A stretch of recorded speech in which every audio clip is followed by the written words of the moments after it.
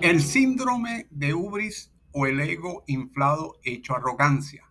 Señales para tener presente en la masonería. Saludos.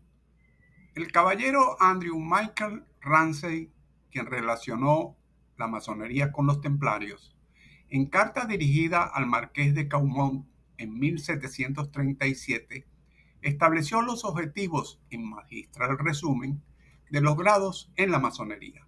Cito: tenemos en nuestra sociedad tres clases de hermanos: los novicios o aprendices, los compañeros o profesos, los maestros o adeptos.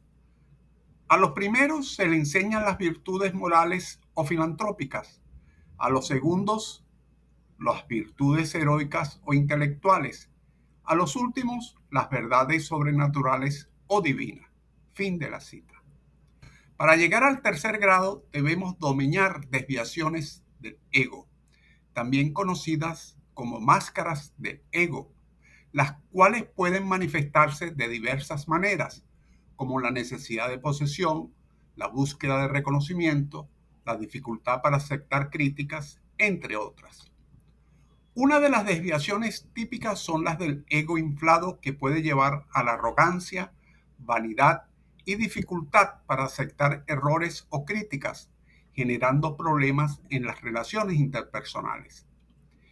Esto lo debemos tener presente en nuestros estudios en los grados filosóficos del rito escocés antiguo y aceptado, donde se abordan temas de alto contenido de ciudadanía. El argumento de la arrogancia debe ser abordado como una realidad que actúa permanentemente en el medio social y particularmente en el político. La investigación histórica ha tratado el tema y no deja de ofrecernos elementos que coadyuvan en nuestra ardua tarea de aquilatar nuestra conducta en la diaria labor de perfeccionar nuestra piedra bruta. Veamos. Hubris es un término originario del nombre de la diosa griega Ibris, que se traduce como orgullo, insolencia, arrogancia en aquella persona que se siente con el señorío de exigir, reclamar, hacer demandas sin tener derechos. Hubris alude al ego descomunal de quienes actúan de manera omnipotente. En la mitología griega se refiere a personajes que, en su soberbia, proceden como dioses, identificándose con el ultraje o las acciones que quebrantan el orden natural o que violan y humillan a la víctima, muchas veces por mero placer del abusador. La diosa Ibris pasaba la mayor parte del tiempo entre los mortales y era hija, según algunos autores como Cayo Julio Higinio, del dios Erebo, el dios de la oscuridad, y de Nix, de la noche. La diosa Némesis es la contraparte de Ibris, por ser la deidad de la justicia, el equilibrio y la mesura. En la antigua Grecia no se conocía el concepto de pecado como lo piensa el cristianismo, por lo que cometer hubris era una gran falta. Es prolífica la lista de personajes inculpados en la mitología griega. Belerofonte, quien domó al caballo alado Pegasus; Agamenón en la guerra de Troya; o de Ícaro, quien por querer volar demasiado alto, el sol derritió sus alas y cayó al mar.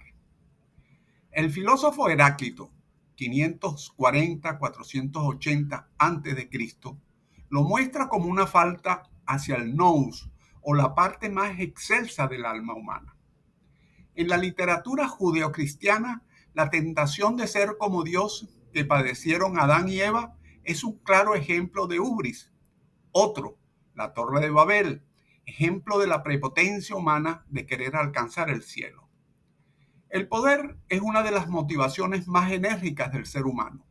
Filósofos como Bertrand Russell o investigadores como David McClelland han colocado el ansia de ejercer señorío como un estimulador de la conducta humana. El ex canciller y neurólogo británico David Owen publicó en el año 2008 el libro En el poder y en la enfermedad, enfermedades de jefes de Estado y de gobierno en los últimos 100 años.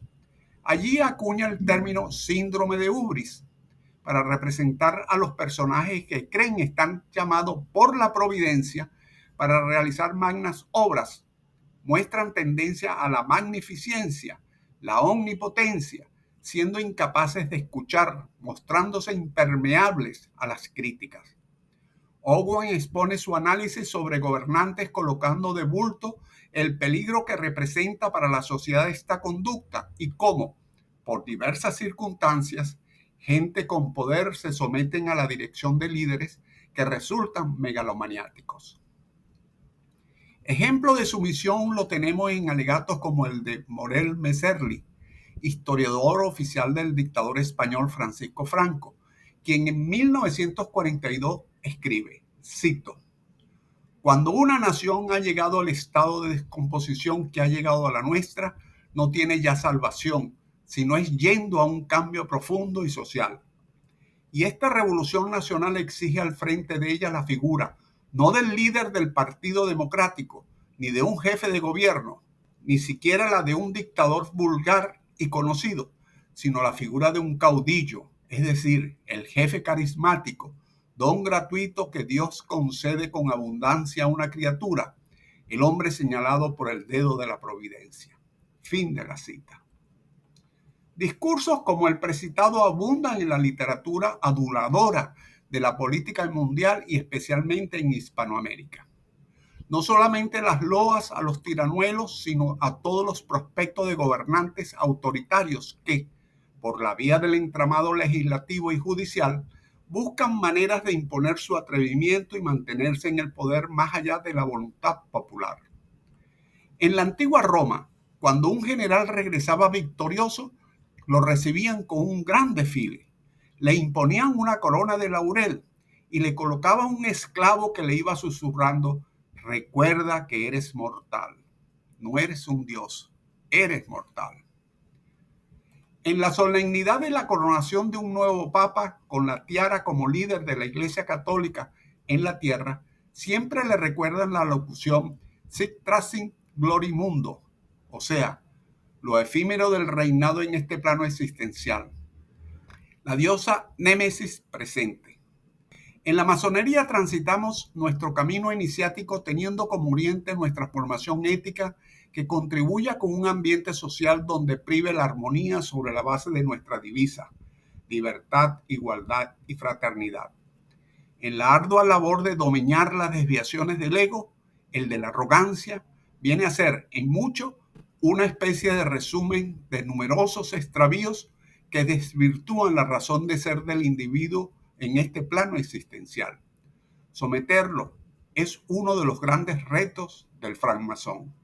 Es cuanto: salud, fuerza y unión. La bibliografía en la descripción. La masonería es una orden fraternal cuyo emblema distintivo es la libertad, igualdad y fraternidad. Adelanta sus estudios con la escuadra de la razón y el compás de la comprensión, sostenida sobre las columnas de la ciencia y la virtud en el marco de la libertad de pensamiento. Gracias por su atención y visto lo visto, di lo que algo queda. Le invitamos a darle me gusta y suscribirse a nuestro canal y hasta el próximo video.